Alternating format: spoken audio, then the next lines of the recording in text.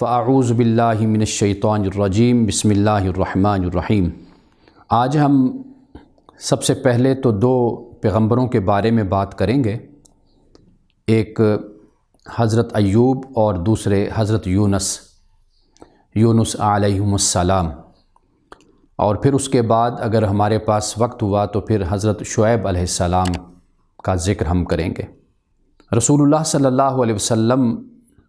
سے جو منقول احادیث اور روایات ہیں ان میں ویسے تو تمام انبیاء علیہم السلام کی تعریف اور توصیف موجود ہے،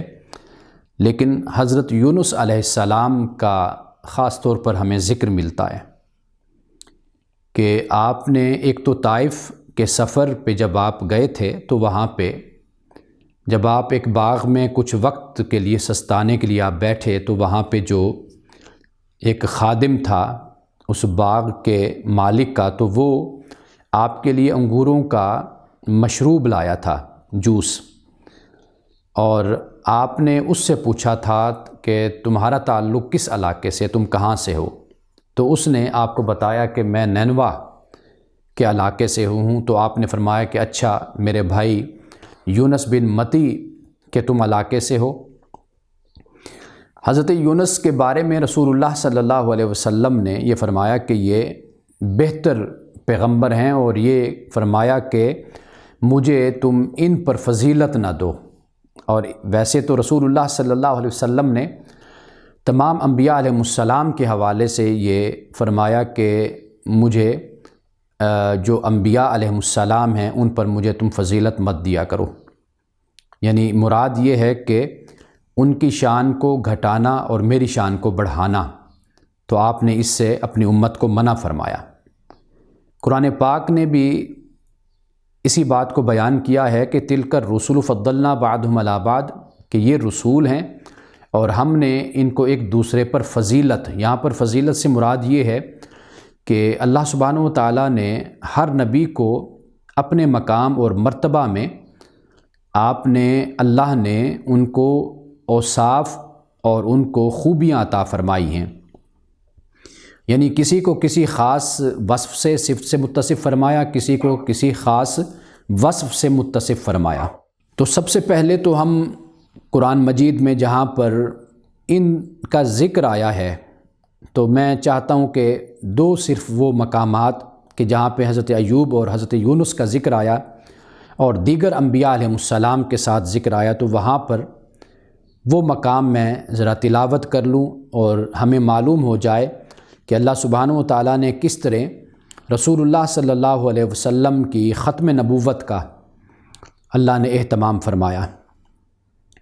اور پہلے انبیاء علیہ السلام آئے اور یہ بتایا کہ بھئی رسول اللہ صلی اللہ علیہ وسلم کا جو میسیج ہے، جو پیغام ہے، یہ کوئی نیا نہیں ہے، بلکہ اسی طرح ہم نے آپ سے پہلے بھی پیغمبر اور رسول ہم نے بھیجے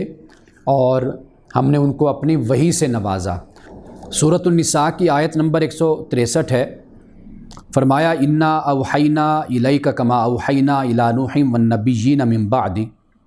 اے نبی صلی اللہ علیہ وسلم ہم نے آپ کی طرف اسی طرح وحی بھیجی ہے جس طرح نوح کی طرف بھیجی اور حضرت نوح علیہ السلام کے بعد پیغمبروں کی طرف بھیجی تھی۔ وَأَوْحَيْنَا إِلَىٰ إِبْرَاهِيمَ وَإِسْمَاعِيلَ وَإِسْحَاقَ وَيَعْقُوبَ وَالْأَسْبَاطِ وَعِيسَىٰ وَأَيُّوبَ وَيُونُسَ وَهَارُونَ وَسُلَيْمَانَ وَآتَيْنَا دَاوُودَ زَبُورًا، اور ہم نے ابراہیم، اسماعیل، اسحاق، یعقوب اور اولاد یعقوب، عیسیٰ، ایوب، یونس، ہارون اور سلیمان کی طرف بھی وہی بھیجی۔ وَآتَيْنَا دَاوُودَ زَبُورًا، اور ہم نے داود کو زبور عطا کی۔ وَرُسُلًا قَدْ قَصَصْنَاهُمْ عَلَيْكَ مِن قَبْلُ وَرُسُلًا لَّمْ نَقْصُصْهُمْ عَلَيْكَ، ہم نے ان رسولوں پر بھی وہی نازل کی جن کا ذکر ہم اس سے پہلے آپ پر کر چکے ہیں، اور ان رسولوں پر بھی ہم نے وحی کی جن کا ذکر ہم نے آپ سے نہیں کیا۔ وَكَلَّمَ اللَّهُ مُوسَىٰ تَكْلِيمًا، اور ہم نے اللہ سبحانہ و تعالیٰ فرماتا ہے کہ اللہ نے موسیٰ سے کلام کیا۔ رسولا مبشرین و منذرین، یہ جتنے بھی پیغمبر آئے، جتنے بھی رسول آئے، یہ بشارت دینے والے اور ڈرانے والے بنا کر اللہ نے ان کو بھیجا۔ لِأَلَّا يَكُونَ لِلنَّاسِ عَلَى اللَّهِ حُجَّةٌ بَعْدَ الرُّسُلِ، تاکہ ان رسولوں کے آنے کے بعد لوگوں کے پاس اللہ کے مقابلے میں کوئی حجت نہ رہے، یعنی کل قیامت کے دن وہ اللہ کی بارگاہ میں یہ بہانہ بنا سکیں اور کہیں کہ جی اے اللہ، آپ نے تو ہماری طرف کوئی رسول نہیں بھیجا تھا، کوئی نبی کوئی پیغمبر نہیں آیا تھا، تو ہم کیسے ایمان لاتے؟ تو اللہ پاک فرماتا ہے کہ اللہ کے خلاف یا اللہ کے مقابلے میں کوئی حجت جو لوگ قائم کرنا چاہتے ہیں یا کر سکتے ہیں، اللہ نے اس حجت کو ختم کرنے کے لیے اپنے رسولوں کو مبعوث فرمایا۔ وَكَانَ اللَّهُ عَزِيزًا حَكِيمًا، اور اللہ تعالیٰ غالب حکمت والا ہے۔ اب یہاں پہ حضرت ایوب کا بھی ذکر ہے اور حضرت یونس علیہم السلام ان کا بھی ذکر ہمیں یہاں پر ملتا ہے۔ اور اسی طرح سورۃ الانعام ہے، اور یہ وہ رکوع ہے جس میں اس مقام کے علاوہ اکٹھے اتنے پیغمبروں کا ذکر ہمیں نہیں ملتا، یعنی اتنے زیادہ پیغمبروں کا، یہاں پر زیادہ پیغمبروں کے نام یہاں پر موجود ہیں۔ اب دیکھیے فرمایا سب سے پہلے تو حضرت ابراہیم علیہ السلام کا ذکر ہوا، اور پھر اس کے بعد فرمایا وَوَهَبْنَا لَهُ إِسْحَاقَ وَيَعْقُوبَ، اور ہم نے عطا کیا اس کو یعنی ابراہیم کو اسحاق اور یعقوب کُلًّا هَدَيْنَا، کہ ان سب کو ہم نے ہدایت دی۔ وَنُوحًا هَدَيْنَا مِن قَبْلُ وَمِن ذُرِّيَّتِهِ دَاوُودَ وَسُلَيْمَانَ وَأَيُّوبَ وَيُوسُفَ وَمُوسَى وَهَارُونَ وَكَذَلِكَ نَجْزِي الْمُحْسِنِينَ، پھر ہم نے ابراہیم کو اسحاق اور یعقوب جیسی اولاد دی اور سب کو ہم نے سیدھی راہ دکھائی، اور یہ وہی سیدھی راہ تھی جو اس سے پہلے نوح کو دکھائی تھی، اور پھر اس کی نسل سے اس کی ذریت سے ہم نے داود، سلیمان، ایوب، یوسف، موسیٰ، ہارون کو پھر ہم نے ہدایت بخشی۔ وَكَذَلِكَ نَجْزِي الْمُحْسِنِينَ، اور اس طرح ہم جزا دیتے ہیں احسان کرنے والوں کو۔ وَزَكَرِيَّا وَيَحْيَا وَعِيسَىٰ وَإِلْيَاسَ كُلٌّ مِّنَ الصَّالِحِينَ، اور پھر اسی کی اولاد سے زکریا، یحییٰ، عیسیٰ اور الیاس کو بھی ہم نے پھر ہدایت عطا فرمائی۔ کل من الصالحین، یہ سب کے سب صالحین میں سے تھے۔ وَإِسْمَاعِيلَ وَالْيَسَعَ وَيُونُسَ وَلُوطَ وَكُلًّا فَضَّلْنَا عَلَى الْعَالَمِينَ، اسماعیل، یسع، یونس، لوط، اور ان سب کو ہم نے دنیا والوں پر، ان تمام کو ہم نے دنیا والوں پر فضیلت عطا فرمائی۔ اب یہ مختصر میں نے ذکر کیا کہ یہاں پہ آپ دیکھ لیجئے کہ حضرت ایوب کا بھی ذکر ہے اور حضرت یونس کا بھی ہمیں ذکر ملتا ہے۔ تو اب سب سے پہلے حضرت ایوب کا ہم ذکر کرتے ہیں کہ اللہ سبحانہ و تعالیٰ نے ان کو آزمائش میں ڈالا، اور یہ واقعہ قرآن پاک میں کس طرح بیان کیا گیا ہے۔ اور یہ سورۃ صاد ہے، قرآن پاک کی 38ویں سورت ہے، اور اس کی آیت نمبر 41 سے حضرت ایوب کا ذکر ہوتا ہے۔ فرمایا وَاذْكُرْ عَبْدَنَا ایوب، اور یاد کرو ہمارے بندے ایوب کو، ہمارے بندے ایوب کو یاد کرو۔ اذ نادا ربہ، جب اس نے اپنے رب کو ندا دی، انی مسنی الشیطان بنصب وعذاب، کہ مجھے شیطان نے تھکاوٹ، نصب اور تکلیف کے ذریعے سے مجھے مس کیا ہے، مجھے چھوا ہے، یا مجھے اس نے، شیطان نے تکلیف اور تکان جس کو یعنی تھکاوٹ ہم کہتے ہیں، وہ مجھے اس نے پہنچائی ہے۔ اور قد برجلی کا، اب اللہ پاک نے فرمایا کہ اپنے ایڑی لگا، ھذا مغتسل بارد و شراب، یہ ٹھنڈا نہانے اور پینے کو ہے یہ پانی۔ اب یہ مختصر یہاں پر بیان کیا گیا، اور اس سے آگے فرمایا وَوَهَبْنَا لَهُ أَهْلَهُ وَمِثْلَهُمْ مَعَهُمْ رَحْمَةً مِنَّا، ہم نے اسے اس کے اہل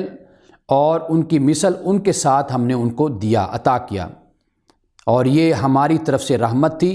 اور وذکریٰ لِأُولِي الْأَلْبَابِ، اور یہ نصیحت ہے عقل والوں کے لیے۔ اب دیکھیے یہاں پر بھی اولو الالباب فرمایا، یعنی عقل نہیں فرمایا،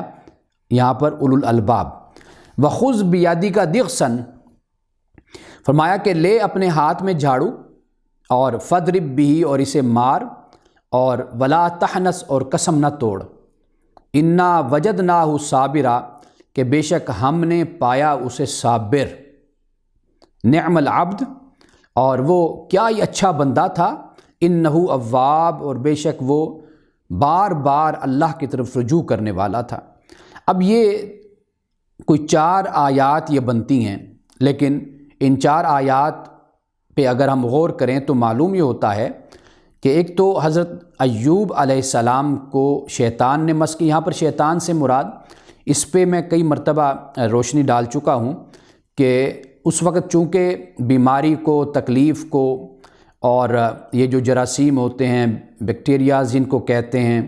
جو انسان کو بیمار کرتے ہیں، تکلیف دیتے ہیں، تو چونکہ اس وقت تو ان کو یہ نام نہیں دیا جا سکتا تھا، لیکن ایسا محسوس ہوتا ہے کہ احادیث رسول صلی اللہ علیہ وسلم میں شیطان جسے کہا گیا، یہ وہ ہے کہ جو انسان کو تکلیف چیزیں پہنچاتی ہیں، جو ذریعہ بنتی ہیں، سبب بنتی ہیں انسان کو تکلیف پہنچانے کا۔ جیسے آپ دیکھیے رسول اللہ صلی اللہ علیہ وسلم نے فرمایا کہ یہ جو جمائی ہم لیتے ہیں، یوننگ، یہ آپ نے فرمایا کہ یہ شیطان کی طرف سے ہے، شیطان تمہارے منہ میں بیٹھتا ہے۔ تو جیسے رات کو انسان سوتا ہے تو صبح اٹھتا ہے تو رسول اللہ نے فرمایا کہ شیطان تمہارے منہ پر ہوتا ہے یا ناک میں ہوتا ہے۔ تو اس سے مراد یہی ہے کہ وہ جو گندگی اور غلاظت انسان کے ساتھ لگ جاتی ہے، اگر انسان اس سے اپنے آپ کو آزاد نہ کرے اور اپنے آپ کو پاک اور طہارت سے اپنے آپ کو فیضیاب نہ کرے، تو پھر انسان بیماریوں کا شکار ہوتا ہے۔ آپ دیکھیے کہ اللہ سبحانہ و تعالیٰ نے جو 5 وقت نماز ہے، اس 5 وقت نماز میں آپ علیہ السلام نے صحابہ سے فرمایا کہ اگر تمہارے گھر کے سامنے کوئی نہر ہو اور تم اس میں 5 وقت تم نہاؤ تو کیا تم پر میل رہے گی؟ تو صحابہ نے عرض کی یا رسول اللہ صلی اللہ علیہ وسلم، یہ کیسے ممکن ہے کہ ہمارے جسم پر میل رہے؟ تو آپ نے فرمایا اسی طرح جب تم وضو کرتے ہو تو اللہ سبحانہ و تعالیٰ تم سے گناہوں کو اسی طرح دور کر دیتا ہے۔ اب یہ دیکھ لیجئے کہ وضو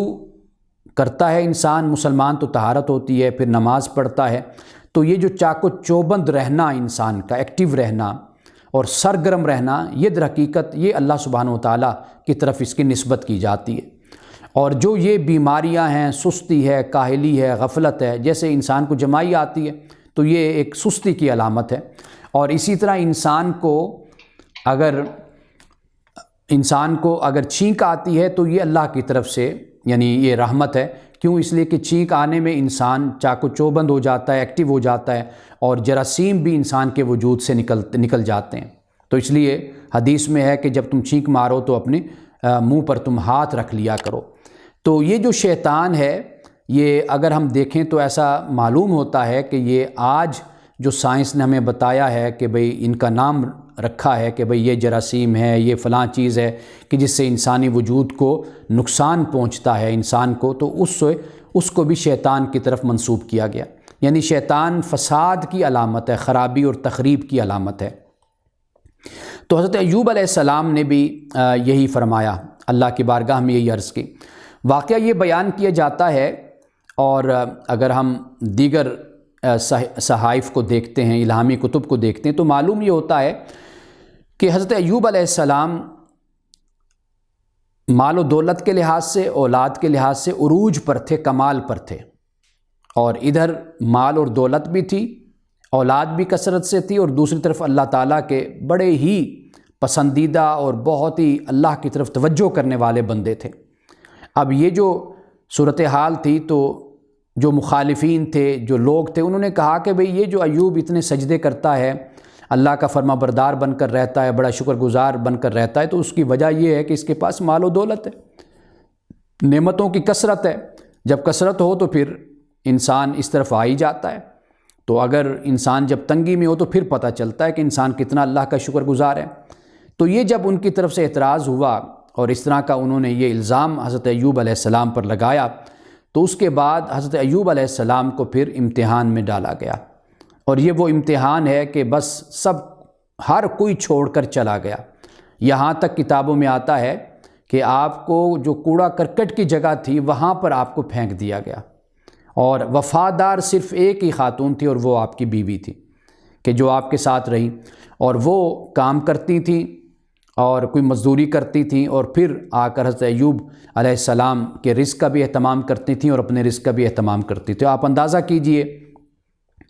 کہ وہ اللہ کے نبی کی جن کے پاس باغات ہیں، جن کی تجارت ہے، جن کا مال ہے، جن کی اولاد ہے، اور دنیا جن کو دیکھ کر رشک کرتی ہے، وہ ایوب اس حالت کو پہنچ جاتے ہیں کہ کوڑا کرکٹ پہ لوگ ان کو پھینک جاتے ہیں، یعنی جو کوڑے کا ڈھیر ہوتا ہے وہاں پر آپ کو پھینک کر چلے جاتے ہیں، اور صرف ایک آپ کی زوجہ محترمہ ہے جو آپ کے ساتھ ہیں۔ تو یہ سارا واقعہ ہے۔ پھر اس کے بعد حضرت ایوب علیہ السلام نے جو وقت گزارا، اور اس میں بھی اللہ سبحانہ و تعالیٰ کا شکر عطا کرتے رہے۔ ایک تو ہوتا ہے نا کہ صبر کرنا، آپ اس حالت میں بھی اللہ سبحانہ و تعالیٰ کا شکر آپ نے ادا فرمایا۔ تو یہ سارا وقت اس طرح آپ کا تکلیف میں گزرا، پھر اللہ سبحانہ و تعالیٰ کی طرف سے آپ کو شفا نصیب ہوئی، آپ صحت مند ہوئے۔ کہتے ہیں کہ اس حد تک صورتحال تھی کہ آپ کے جسم اطہر پر یہ جو کیڑے مکوڑے یہ چلتے تھے، اور آپ کی جلد بالکل گل گئی تھی اور آپ کی ہڈیاں نظر آتی تھیں۔ یہ آپ کے وجود کی اور آپ کے جسم کی حالت تھی، لیکن اللہ سبحانہ و تعالیٰ نے اس آزمائش سے حضرت ایوب علیہ السلام کو گزارا، اور اس لیے صبر ایوب ہمارے ہاں ایک مثال ہے کہ جب ہم بات کرتے ہیں تو کسی بھی حوالے سے کہتے ہیں کہ بھئی صبر ایوب چاہیے، تو صبر ایوب سے مراد یعنی بہت زیادہ صبر چاہیے، کہ جہاں پر انسانوں کا صبر ختم ہو جاتا ہے، توقعات اور امیدیں ختم ہو جاتی ہیں، اور انسان کی برداشت ختم ہو جاتی ہے، تو حضرت ایوب علیہ السلام کا جو صبر تھا وہ اس سے بھی کہیں آگے تھا۔ لیکن اس سارے سفر میں حضرت ایوب علیہ السلام نے اللہ کی بارگاہ میں ہمیشہ شکر گزاری کا ہی رویہ اختیار کیے رکھا۔ اب یہ جتنا بھی وقت تھا، بعض لوگ کہتے ہیں 7 سال، بعد 3 سال، بعد کہتے ہیں 18 سال بھی بیان کیے جاتے ہیں، یعنی حضرت انس بن مالک سے روایت کی جاتی ہے تو وہ 7 سال اس کو بیان کرتے ہیں۔ اب معلوم نہیں کہ یہ جو بیان کرتے ہیں کہ 3 سال یا 7 سال یا 18 سال، تو یہ مدت کہاں سے؟ بعد یہ کہتے ہیں کہ جتنی حضرت ایوب کی عمر تھی، یعنی آپ غالباً 63 سال کی عمر میں جا کر یہ آپ کو اللہ کی طرف سے آزمائش اور امتحان آپ پہ اترا، اور آپ اس حال میں بھی صبر اور شکر ادا کرتے تھے، اور کہتے تھے کہ بھئی 63 سال جس رب نے مجھے کھلایا ہے، پلایا ہے، اور جس نے مجھے عیش و عشرت کی زندگی جس نے دیے رکھی، اپنی طرف سے کثرت سے نعمتیں دیں، مال اولاد دولت ہر چیز جس نے مجھے دی، اگر وہ 63 سال بھی مجھے اس آزمائش میں ڈالے رکھے تو پھر بھی اس کا حق ہے، اور وہ میرا رب ہے، اور میں پھر بھی اپنے رب سے شکوہ نہیں کروں گا۔ یعنی یہ 63 سال کی عمر میں تکلیف پہنچی تو کہا کہ 63 سال اسی طرح مجھے آزمائش اور امتحان میں اگر گزارا جائے تو میں پھر بھی تیار ہوں، اپنے رب کی رضا اور اس کی خوشنودی پر راضی ہوں۔ تو یہ عرصہ آپ کا اس تکلیف میں گزرا، اور پھر اس کے بعد اللہ سبحانہ و تعالیٰ نے یعنی لوگوں کو دکھایا، بتایا کہ دیکھو یہ ہے میرا ایوب، اور یہ اس کا صبر ہے، اور اس کا یہ مقام اور یہ مرتبہ ہے، جو تمہارا جو الزام تھا، تہمت تھی، اور تم جو یہ تان اور تشنیع کے تیر چلاتے تھے، دیکھو کہ جب میں نے ایوب کو دیا تھا یہ تب بھی شکر گزار تھا، اور جب میں نے سب کچھ اس سے چھین لیا تو یہ تب بھی میرا شکر گزار بندہ ہے۔ اور پھر اس کے بعد اب دیکھیے، اب یہ اللہ سبحانہ و تعالیٰ نے ایک معجزے کے طور پر اس بات کو بیان فرمایا کہ اپنی ایڑی کو رگڑ، پھر وہاں سے ٹھنڈا یعنی پانی نہانے کا بھی اور پینے کا بھی وہاں پر اللہ تعالیٰ نے پیدا فرما دیا، اور پھر اس سے حضرت ایوب علیہ السلام نے غسل کیا، اللہ تعالیٰ نے آپ کو پھر اس تکلیف سے آپ کو باہر نکالا، اور وہ پانی پینے کے لیے بھی تھا۔ اور پھر اس کے بعد قرآن کہتا ہے کہ ہم نے اسے اور اس کے اہل کو پھر ہم نے اپنی رحمت سے بہت زیادہ نوازا، یعنی مثلہم جو دیا اس سے بھی زیادہ پھر ہم نے حضرت ایوب علیہ السلام کو دیا، اور اس میں نشانیاں ہیں یا نصیحت ہے عقل والوں کے لیے۔ اب اس کے بعد پھر اولاد بھی روایات میں آتا ہے کہ آپ کو اولاد بھی چھوڑ کر چلی گئی تھی، صرف ایک آپ کی بیوی تھی جو آپ کے ساتھ تھی۔ اب یہ جو قرآن کہتا ہے کہ اپنے ہاتھ میں جھاڑو لے اور اس سے مار اور قسم نہ توڑ، اب روایات میں یہ آتا ہے کہ حضرت ایوب نے کسی موقع پر اپنی بیوی پر غصہ کیا، یعنی بیوی کو بلایا تو شاید وہ نہیں آئیں، دیر کر دی، تو حضرت ایوب نے پھر یہ کہا کہ بھئی میں ماروں گا، یعنی اپنے صحت یاب ہونے کے بعد، اور وہ ڈنڈوں سے یعنی میں پیٹوں گا، ایسے الفاظ بیان کیے جاتے ہیں۔ حالانکہ حضرت ایوب کی جو بیوی تھی وہ تو وفادار تھی، وفاشیار تھی، خدمت گزار تھی، بھلا وہ ان پر اس طرح کی کہ نظر کیوں مانیں گے یا اس طرح کی قسم کیوں کھائیں گے کہ بھی میں اپنی بیوی کو ماروں گا؟ تو قرآن پاک نے یہاں پر اس قسم کو بیان نہیں کیا، تو لہٰذا ہمیں بھی اسی طرح چھوڑ دینا چاہیے۔ اللہ سبحانہ و تعالیٰ کی حکمت ہے کہ اس نے یہاں پر اس بات کو بیان نہیں فرمایا، فقط اتنا بیان کر دیا کہ ہم نے ایوب سے کہا کہ آپ ایک جھاڑو لے لیں، یعنی تنکوں کا ایک مٹھا جو بنتا ہے وہ آپ لے لیں اور پھر اس سے آپ ماریں، ولا تحنس، اور اپنی قسم کو آپ مت توڑیے، یعنی کسی نہ کسی شکل میں اپنی قسم کو پورا کر لیجئے۔ ایک ہوتا ہے کہ ڈنڈے سے پیٹنا، اور ایک یہ ہے کہ تنکوں کو اکٹھا کر کے مارنا۔ اب کس کو مارنا ہے، کہاں پر اس کو لگانا ہے، یہ اللہ جانتا ہے، لیکن یہاں پر اتنی بات معلوم ہوئی کہ اگر کسی سخت چیز کے ساتھ اپنی قسم انسان پوری نہ کرے تو پھر یہ ہے کہ کوئی اللہ سبحانہ و تعالیٰ نے یہاں پر ایک ہیلہ اور ایک طریقہ بھی بیان کر دیا کہ اپنی قسم کو انسان اس طرح پورا کر سکتا ہے۔ انا وجدناہ صابرا، کہ بے شک ہم نے اس کو صابر پایا، نعم العبد، اور وہ کیا ہی اچھا بندہ تھا، انہ اواب، اور بے شک وہ بہت زیادہ رجوع کرنے والا تھا۔ اواب کا مطلب یہی ہے کہ بار بار اللہ کی طرف لوٹنے والا۔ یہاں پہ حضرت ایوب علیہ السلام کا بس ذکر ہوتا ہے، اور اب ہم حضرت یونس علیہ السلام کی طرف آتے ہیں۔ حضرت یونس علیہ السلام کے حوالے سے میں پہلے مختصر کچھ چند باتیں بیان کر دوں، اور وہ یہ کہ حضرت یونس علیہ السلام کی قوم، یعنی یہ واحد قوم تھی کہ جسے اللہ سبحانہ و تعالیٰ نے نجات عطا فرمائی۔ حضرت یونس سے یہ معاملہ ہوا کہ انہوں نے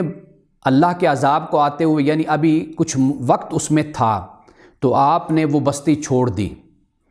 یعنی اللہ کے حکم سے پہلے ہی، کہ آپ نے یہ خیال کیا کہ شاید اب عذاب کا وقت قریب ہے، تو لہٰذا آپ نے وہ بستی نینوا کی جو بستی وہ آپ نے چھوڑ دی۔ تو پھر ان کے ساتھ جو معاملہ ہوا اس کو قرآن بیان کرتا ہے، اور آپ کی جو قوم تھی، جب اس قوم نے عذاب کو دیکھا اور عذاب کو دیکھ کر پھر وہ اللہ کی بارگاہ میں، وہ ایک اوپر روایت میں آتا ہے کہ چٹان پہ سب پہاڑ پہ اکٹھے ہو گئے سب لوگ، اور پھر وہاں پر انہوں نے اللہ سے توبہ مانگی، استغفار کیا، معافی مانگی، اور آئندہ اپنی زندگی اللہ کے احکام کے مطابق بسر کرنے کا وعدہ کیا، تو پھر اللہ سبحانہ و تعالیٰ نے ان سے عذاب کو ٹال دیا۔ لیکن پھر اسی قوم سے پھر آگے قرآن بیان کرتا ہے کہ پھر نافرمان لوگ پیدا ہوئے، لیکن انبیاء علیہ السلام قرآن پاک میں جتنے بھی بیان کیے گئے ہیں، یعنی انبیاء علیہ السلام کا بھی ذکر ہے اور پھر ان کی قوموں کا بھی ذکر ہے، نافرمان اقوام کا، لیکن قرآن پاک میں واحد یہ قوم ہے حضرت یونس علیہ السلام کی کہ جن پر عذاب نہیں اترا تھا۔ باقی سب اقوام پر ہم پڑھیں گے ابھی تو دیکھیں گے کہ بھئی کس طرح اللہ کی طرف سے ان پر عذاب اترا۔ جیسے حضرت لوط علیہ السلام کا کل ہم نے ذکر کیا کہ حضرت لوط علیہ السلام پر جو پتھروں کی بارش ہوئی تھی، لیکن یہ واحد قوم ہے، اس قوم کو استثناء حاصل ہے۔ اب سب سے پہلے یہ سورۃ الانبیاء ہے میرے سامنے، اور اس کی آیت نمبر ہے 87، یہاں سے آغاز ہوتا ہے، مختصر ذکر ہے، بس اتنا فرمایا کہ وَظَنُّونَ، نون یعنی کشتی والے، مچھلی والے، اِذ ذَهَبَ مُغَاضِبًا، کہ یاد کرو کس کو، کہ مچھلی والے کو بھی ہم نے اپنی رحمت سے نوازا تھا۔ یہ گزشتہ آیت سے اگر اس کا تعلق جوڑیں تو یہی بنتا ہے کہ وَظَنُّونَ، کہ ہم نے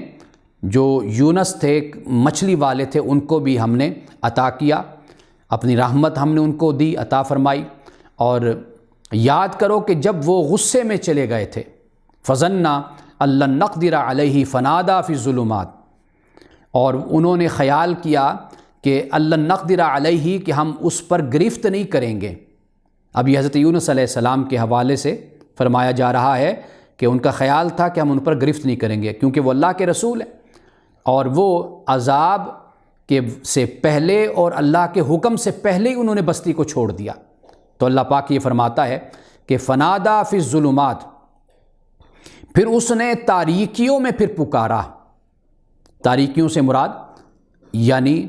مچھلی کے پیٹ میں آپ تھے تو پھر وہاں پر اللہ تعالیٰ کو آپ نے پکارا، اور لا الہ الا انت سبحانک انی کنت من الظالمین، اور یہ کہا کہ نہیں معبود مگر تو، تیری ذات پاک ہے، عیبوں سے پاک ہے، انی کنت من الظالمین، کہ بے شک میں ہی ظالموں میں سے، یعنی حق تلفی کرنے والوں میں سے یا قصور کرنے والوں میں سے ہوں۔ یہ حضرت یونس علیہ السلام نے اللہ کی بارگاہ میں دعا کی تو اللہ پاک فرماتا ہے فاستجبنا لہ، تو پھر ہم نے اس کی دعا کو قبول کیا، ہم نے اس کو جواب دیا۔ ونجیناہ من الغم، اور پھر ہم نے اس کو غم سے ہم نے نجات دی۔ وکذالک ننجی المؤمنین، اور اس طرح ہم بچا لیا کرتے ہیں مومنوں کو۔ اب یہ جو الفاظ ہیں یہ توجہ طلب ہیں، یہ نہیں فرمایا کہ اس طرح ہم نے نجات دی مومنوں کو، فرمایا کہ ہم نجات دیتے ہیں مومنوں کو۔ تو یہی حقیقت ہے کہ اگر ایمان پختہ ہو، تیقن اور یقین انسان کو حاصل ہو، اللہ تعالیٰ آج بھی نجات عطا فرماتا ہے، سچی توبہ اور استغفار کے ساتھ جب انسان اللہ کی بارگاہ میں آتا ہے۔ اب یہاں پہ مختصر طور پر حضرت یونس علیہ السلام کا ذکر ہوتا ہے۔ اب اس کے بعد یہ سورۃ صافات ہے کہ جس میں حضرت یونس علیہ السلام کا تفصیل سے، تھوڑا سا تفصیل کے ساتھ یہاں پر ذکر ہے اور پورے واقعے کو بیان کیا جاتا ہے۔ یہ سورۃ الصافات قرآن پاک کی 37 سورت ہے اور آیت نمبر ہے 139 139۔ فرمایا وَإِنَّ يُونُسَ لَمِنَ الْمُرْسَلِينَ، اور بے شک یونس رسولوں میں سے تھا، یعنی ہمارے فرستادہ جو بندے تھے ان میں سے ایک یونس بھی تھا۔ اِذْ آبَقَ إِلَى الْفُلْكِ الْمَشْحُونِ، کہ جب یاد کرو اس وقت کو کہ جب وہ ایک بھری کشتی کی طرف بھاگا، آبا کا، اور عبد آبک بھی کہتے ہیں، جو رب سے بھاگا ہوا ہو اس کو عبد آبک کہا جاتا ہے۔ تو آبک یعنی یہ فاعل کا صیغہ بن جاتا ہے۔ تو آبا کا، حضرت یونس علیہ السلام بھاگ کر ایک کشتی میں آپ جا کر بیٹھ گئے۔ اب وہ کشتی کیا تھی؟ مشحون تھی، بھری ہوئی تھی۔ فساہم فکان من المدحدین، اور پھر قرآن اندازی میں حضرت یونس علیہ السلام شریک بھی ہوئے اور اس میں پھر وہ ہار گئے۔ اب وہ قرآن اندازی کیا تھی؟ قرآن پاک نے خود اشارہ کر دیا کہ بھری کشتی تھی۔ تو بھری کشتی سے یعنی یہ بات سمجھ آتی ہے کہ وہاں پر یہ قرآن اندازی کی گئی ہوگی کہ بھئی یا تو ساری کشتی ڈوبے گی، یا یہ ہے کہ یہاں پہ اس کشتی سے کچھ لوگوں کو اترنا ہوگا تاکہ اس کشتی کا وزن کم ہو۔ تو پھر اس کا طریقہ یہ اختیار کیا گیا کہ بھئی قرآن اندازی کر لی جائے، جس کا بھی نام آئے گا وہ کشتی سے پھر چھلانگ لگائے گا، اس کے بعد پھر جو بھی اس کے ساتھ ہو وہ پھر اس کا معاملہ ہوگا، یعنی تیراکی سے تیر کر پہنچ جائے کنارے پہ، نہیں تو پھر اس کو جو دریائی جانور ہیں، حیوانات ہیں، پھر اس کو کھا جائیں گے۔ بہرحال یعنی تاکہ باقی جو لوگ ہیں ان کی جان بچ جائے۔ تو حضرت یونس علیہ السلام بھی اس قرآن اندازی میں شریک ہوئے تو آپ کا وہ قرآن ہی نکلا۔ فَالْتَقَمَهُ الْحُوتُ وَهُوَ مُلِيمٌ، پھر کیا ہوا؟ مچھلی نے آپ کو نگل لیا،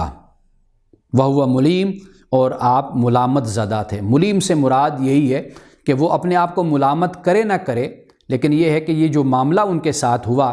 تو قرآن کہتا ہے کہ وَهُوَ مُلِيمٌ، اور وہ ملیم تھے۔ فلولا انہ کان من المسبحین، اب یہ دیکھیے کہ اللہ کے جو بندے ہیں مخلص اور مخلص بندے، ان کا عمل اور ان کا طریقہ کیا ہوتا ہے۔ اب فرمایا فلولا انہ کان من المسبحین، کہ اگر وہ مسبحین میں سے نہ ہوتا، تسبیح کرنے والوں میں سے نہ ہوتا، تو للبث فی بطنہ الی یوم یبعثون، تو پھر وہ مچھلی کے پیٹ میں قیامت تک رہتا۔ حضرت یونس علیہ السلام پھر اس مچھلی کے پیٹ میں پھر قیامت تک رہتے اگر وہ مسبحین نہ ہوتے۔ یعنی مسبحین سے مراد اللہ سبحانہ و تعالیٰ کی تسبیح کرنے والے، جیسے ہم ابھی پڑھ کر آئے کہ فرمایا سورۃ الانبیاء میں کہ لا الہ الا انت سبحانک انی کنت من الظالمین۔ ہم اس کی تسبیح تو بڑی کرتے ہیں، لیکن حقیقت یہ ہے کہ یہ الفاظ انجانے میں جو پڑھے جاتے ہیں، ان کا ترجمہ اگر آئے اور واقعی جو اس میں حقیقت بیان کی گئی ہے وہ اگر سمجھ کر پڑھا جائے تو اس کے بڑے اثرات ہیں۔ اللہ سبحانہ و تعالیٰ سے انسان کا تعلق قائم ہوتا ہے، مضبوط تعلق بنتا ہے۔ اللہ سبحانہ و تعالیٰ انسان کے خیالات پر اور انسان کی سوچیں اور انسان کی جو افکار ہیں ان پر بھی اللہ سبحانہ و تعالیٰ اپنا اثر پیدا فرماتا ہے۔ تو یہ جو ہم یہ سمجھتے ہیں کہ شاید یہ کوئی تکلیف بڑی آئے تو پھر ہم اس کو بطور وظیفہ کہ ہمارے ہاں 1.25 لاکھ کا بھی ایک ہنسا چلتا ہے، تو یہ معلوم نہیں ہے کہ یہ ہنسا کہاں سے لیا گیا کہ 1.25 لاکھ مرتبہ اس کو پڑھا جائے اور پھر اس سے تکلیف دور ہو جاتی ہے۔ انبیاء علیہ السلام نے جو بھی الفاظ بولے ہیں وہ الفاظ آپ دیکھیے کہ ان میں بے انتہا محبت ہے، خود سپردگی ہے، اللہ سبحانہ و تعالیٰ سے تعلق ہے۔ اور ہمارا معاملہ یہ ہوتا ہے کہ ایک وقت میں ہم اللہ کو پکار رہے ہوتے ہیں اور پھر ساتھ ساتھ ہم نے جو غیر خدا ہوتے ہیں ان کو بھی ذہن میں رکھا ہوتا ہے، خدا کو بھی آواز دے رہے ہوتے ہیں اور ساتھ ساتھ ہمارے من میں اور ہمارے باطن میں اور دل میں دوسروں کی بھی بڑی جگہ ہوتی ہے۔ تو انبیاء علیہ السلام کا جو طریقہ اور ان کا جو وظیفہ تھا اس کو دیکھیے کہ وہ سراپا وہ اللہ تعالیٰ کی اطاعت اور اللہ کی فرمانبرداری میں رہتے تھے۔ اب اس کے بعد دیکھیے فرمایا فَنَبَذْنَاهُ بِالْعَرَاءِ وَهُوَ سَقِيمٌ، اور پھر آخر کار ہم نے اسے اس سقیم حالت میں ہم نے اسے ایک چٹیل زمین پر پھینک دیا۔ یعنی حضرت یونس علیہ السلام کو پھر اللہ تعالیٰ نے اس جو اللہ کو پکارا، اللہ کو آواز دی، بلایا اور لا الہ الا انت سبحانک، یعنی یہ قرآن پاک نے بیان کیا، تو پھر اللہ فرماتا ہے کہ پھر ہم نے اس کو یعنی مچھلی نے پھر اس کو ساحل پر اگل دیا اور حضرت یونس علیہ السلام پھر سقیم حالت میں، یعنی اس کو بیماری کہیں، اس کو ضعف کہیں، کہ آپ اس حالت میں بالکل جسے ہم کہتے ہیں ایک بے سہارا سا جیسے انسان ہوتا ہے، ساحل پہ آپ پڑے ہوئے ہیں، کوئی سایہ نہیں، کوئی غذا نہیں، کوئی کھانے پینے کی چیز نہیں ہے۔ تو وَأَنبَتْنَا عَلَيْهِ شَجَرَةً مِّن يَقْطِينٍ، اور پھر اللہ پاک فرماتا ہے کہ ہم نے اس پر ایک درخت اگا دیا، یقطین، یہ جو بیل والا درخت ہوتا ہے، جیسے اپنا یہ انگور کی جیسے ہوتی ہے بیل، یعنی اس طرح کا پھر ہم نے درخت اگا دیا۔ وَأَرْسَلْنَاهُ إِلَىٰ مِائَةِ أَلْفٍ أَوْ يَزِيدُونَ، اور ہم نے اس کو پھر بھیجا مئۃ الف، 1,00,000 کی طرف، او یزیدون، یا زائد لوگوں کی طرف۔ فآمنوا فمتعناہم الی حین، وہ ایمان لائے اور ہم نے ایک وقت خاص تک انہیں پھر باقی رکھا۔ یہاں تک حضرت یونس علیہ السلام کا ذکر مکمل ہوتا ہے۔ پھر اس کے بعد اللہ سبحانہ و تعالیٰ کفار و مشرکین جو اس وقت کے انکاری تھے، منکرین حق تھے، پھر اللہ ان کو متوجہ کرتا ہے، یعنی یہ واقعات بیان کرنے کے بعد پھر ان کو متوجہ کیا جاتا ہے کہ چونکہ وہ اللہ کے لیے بیٹیاں اور بیٹے اللہ کے لیے وہ چنتے تھے اور منتخب کرتے تھے، تو اللہ سبحانہ و تعالیٰ نے پھر ان کی مذمت کی ہے، پھر ان کے جو برے عقائد ہیں، بد عقیدگی ہے، پھر اس کو آگے بیان کیا گیا ہے۔ تو یہاں حضرت یونس علیہ السلام کا ذکر مکمل ہو جاتا ہے۔ اب اس کے بعد ہم حضرت شعیب علیہ السلام کے واقعہ کی طرف ہم آتے ہیں۔ حضرت شعیب علیہ السلام کا واقعہ قرآن پاک میں بھی ذرا تفصیل سے اس کو بیان کیا گیا ہے، یعنی جیسے حضرت موسیٰ علیہ السلام کا واقعہ بیان کیا گیا تفصیل کے ساتھ، اسے قدر تفصیل سے اس واقعے کو بھی قرآن پاک میں مختلف مقامات پر بیان کیا گیا ہے۔ سب سے پہلے سورۃ الاعراف ہے اور اس کی آیت نمبر ہے 85، یہاں سے شروع ہوتا ہے۔ اس سے پہلے حضرت لوط علیہ السلام کا ہم نے کل ذکر پڑھا، اور پھر اسی طرح حضرت صالح علیہ السلام کا بھی ذکر ہے اور حضرت ہود کا بھی ذکر ہے، وہ بھی ہم انشاءاللہ ڈے بائی ڈے ہم ان کے واقعات کو بھی ہم پڑھیں گے۔ فرمایا وَإِلَىٰ مَدْيَنَ أَخَاهُمْ شُعَيْبًا، اور مدین کی طرف یعنی مدین والوں کی طرف ان کے بھائی شعیب کو بھیجا۔ قَالَ يَا قَوْمِ اعْبُدُوا اللَّهَ مَا لَكُم مِّنْ إِلَٰهٍ غَيْرُهُ، کہا ہے میری قوم اللہ کی عبادت کرو جس کی سوا کوئی معبود نہیں۔ یہ انبیاء علیہ السلام کی مشترکہ اور بنیادی تعلیم ہے، توحید۔ اپنی قوم کو اسی بات کی سب سے پہلے تعلیم دی، اور فرمایا قد جاءتکم بینۃ من ربکم، کہ تحقیق تمہارے پاس بینہ تمہارے رب کی طرف سے آئے۔ یعنی بینہ سے مراد کیا ہے؟ بالکل واضح رہنمائی، ہدایت تمہارے پاس آئی۔ فاوفوا الکیل والمیزان، کہا کہ وزن اور پیمانے اس کو پورا کرو۔ ولا تبخسوا الناس اشیاءہم، اور اشیاء ان کی جو چیزیں ہیں ان کو مت گھٹاؤ، یعنی گھاٹا کر کے مت دو۔ ولا تفسدوا فی الارض بعد اصلاحہا، اور نہ زمین میں تم فساد برپا کرو جبکہ اس زمین کی اصلاح ہو چکی، یعنی اللہ سبحانہ و تعالیٰ نے اس کی اصلاح کر دی، اس کو خوبصورت بنایا ہے، مزین کیا ہے، اور تم انسانوں کی طرح رہو گے، اللہ کے احکام کی پابندی کرو گے تو زمین کا حسن قائم رہے گا۔ ذالکم خیر لکم ان کنتم مؤمنین، یہ بہتر ہے تمہارے لیے اگر تم ایمان لاؤ۔ اب دیکھیے اللہ سبحانہ وتعالیٰ کی توحید کے بعد اب اخلاقی جو خرابیاں قوم میں موجود تھیں، بستی والوں میں، شہر والوں میں، پھر اب توحید کے بعد پھر اس کا ذکر کیا۔ لیکن آپ یہ دیکھیے کہ یہ کہہ کون رہا ہے؟ یہ رسول کہہ رہا ہے۔ یہ بات ذہن میں رکھیے گا، اس لیے کہ ہم یہ سمجھتے ہیں کہ شاید توحید کو ماننا کافی ہے، بس اپنی اصلاح کر لو، رسول وہ آتے جاتے رہتے ہیں، تو ایسی بات نہیں ہے۔ رسول پر اعتماد اور اعتبار ہوگا، ایمان ہوگا تو اللہ کی توحید پر ایمان ہوگا نا۔ یعنی میں اگر آپ کو کوئی میسج، کوئی پیغام دیتا ہوں تو سب سے پہلے تو آپ مجھے میرا اعتبار کریں گے نا کہ ہاں امانت صاحب یہ صحیح بات کہہ رہے ہیں۔ اگر آپ میرا اعتبار ہی نہیں کرتے تو آپ نے جو پیغام اور جو میسج میں آپ کے پاس لایا، آپ اس پر کیسے اعتبار کریں گے؟ تو اس لیے انبیاء علیہ السلام اور رسل پر ایمان خود بخود یہاں سے ثابت ہو جاتا ہے کہ اللہ نے ان کو بھیجا، تو وہ اللہ کے فرستادہ ہوئے، اللہ کے بھیجے ہوئے، اللہ کے نمائندہ ہوئے، اللہ کے وہ سفیر ہوئے، تو ان پر ایمان خود بخود وہ ایک فطری بات ہے کہ ان پر ایمان لانا بھی ضروری ہے۔ اب اس کے بعد فرمایا وَلَا تَقْعُدُوا بِكُلِّ صِرَاطٍ، فرمایا کہ راستوں میں مت بیٹھا کرو، یعنی راستوں میں بیٹھ کر کیا کرتے ہیں؟ راہزنی کرتے ہیں اور لوگوں کو خوفزدہ کرتے ہیں، اللہ کی راہ سے دور کرتے ہیں۔ من آمن بہی، جو اللہ پہ ایمان لائے ان کو۔ حضرت لوط علیہ السلام کی قوم کے حوالے سے بھی قرآن پاک یہ بیان کرتا ہے کہ ہمیشہ میں ایک بات کہا کرتا ہوں کہ جو یہ برائی ہوتی ہے یہ کبھی بانجھ نہیں ہوتی، یہ ہمیشہ بچے دیتی ہے۔ یعنی اگر ایک برائی انسان کرتا ہے، وہ ایک برائی سے پھر دوسری برائی جنم لیتی ہے، پھر تیسری برائی، جیسے جھوٹ دیکھ لیجئے یا زنا دیکھ لیجئے یا شراب دیکھ لیجئے، یہ برائی ایک دوسرے کے ساتھ جڑی ہوتی ہے، کہیں نہ کہیں اخلاقی خرابیاں پھر ساتھ ساتھ پیدا ہونا شروع ہو جاتی ہیں۔ جب کم تولیں گے اور کم تولنا، زیادتی کرنا، پورا نہ دینا اور معیشت کو اور اس سب چیزوں کو اس پر اژدہا بن کر بیٹھ جانا، تو واضح بات ہے کہ معاشرے میں پھر اونچ نیچ پیدا ہوتی ہے۔ جب اونچ نیچ پیدا ہوگی پھر راہزنی بھی پیدا ہوتی ہے، پھر ڈاکے بھی اس معاشرے میں ہوتے ہیں، پھر چوریاں بھی ہوتی ہیں، پھر بےایمانیاں بھی ہوتی ہیں، وہ پھر وہی معاملہ ہو جاتا ہے کہ ایک برائی پھر آگے برائیوں کو جنم دیتی چلی جاتی ہے۔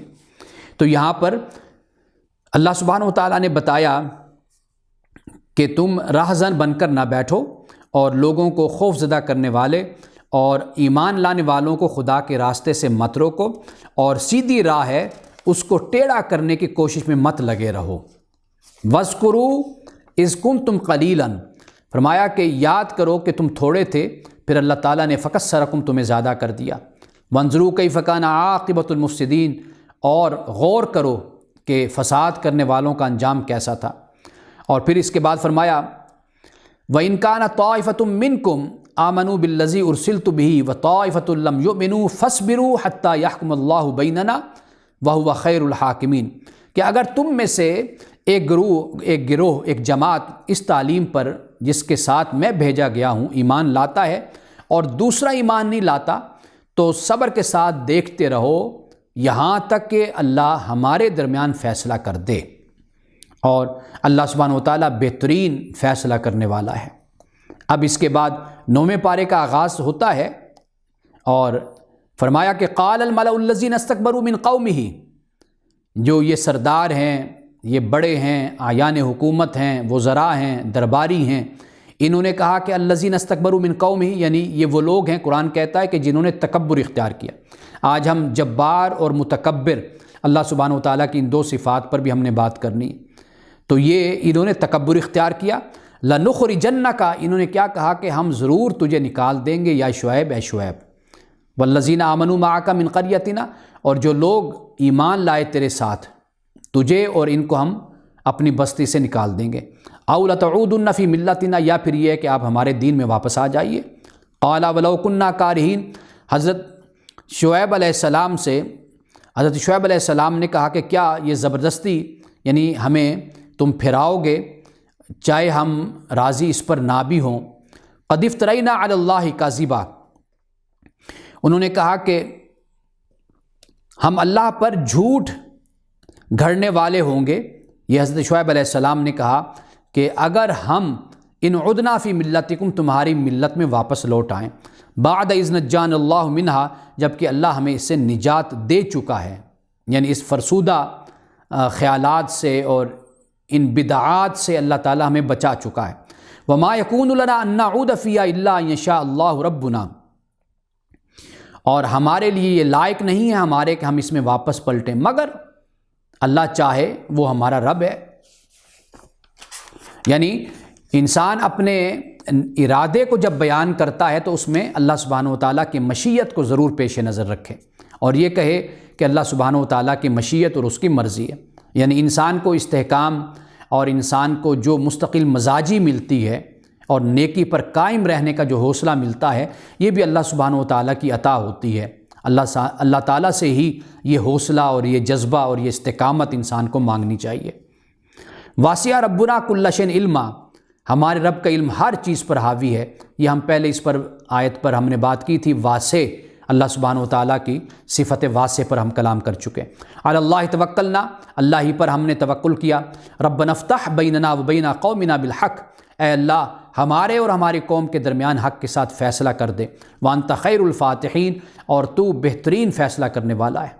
یعنی فیصلہ کرنے والوں میں سے بہترین فیصلہ کرنے والا ہے۔ وقال الملأ الذین کفروا من قومہ، حضرت شعیب علیہ السلام کی قوم میں سے وہ لوگ جنہوں نے کفر کیا، یعنی درباریوں نے، سرداروں نے، لئن اتبعتم شعیبا انکم اذا لخاسرون، اگر تم نے شعیب کی پیروی قبول کر لی، یعنی شعیب کی پیروی کی، تو پھر تم برباد ہو جاؤ گے، مطلب یہ کہ ہم تمہیں چھوڑیں گے نہیں۔ پھر اس کے بعد کیا ہوا؟ فاخذتہم الرجفۃ، پھر انہیں ایک آفت نے ان کو پکڑ لیا، رجفہ نے، دل دہلا دینے والی